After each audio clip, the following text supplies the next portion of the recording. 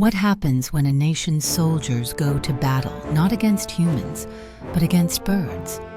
In 1932, Western Australia faced an unexpected foe, the emu, a giant, flightless bird native to the continent.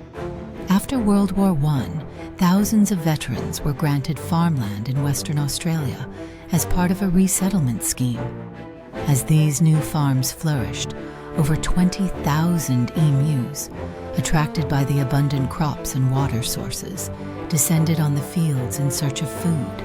The farmers' livelihoods were under serious threat.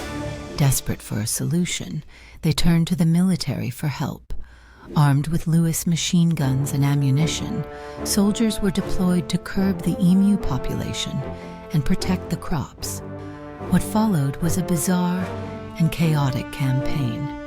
The emus proved surprisingly fast and elusive, often outrunning vehicles and scattering at the sound of gunfire.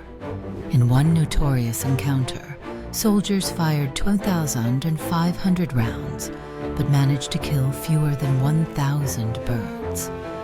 The emus simply kept coming, undeterred by the assault. After several weeks of frustrating and largely ineffective efforts, the military withdrew, conceding defeat. The government then shifted tactics, opting to build exclusion barriers to protect farmland. The Great Emu War remains one of history's most unusual conflicts, a striking example of how human attempts to control nature can sometimes backfire, and a reminder that wildlife often has the final say.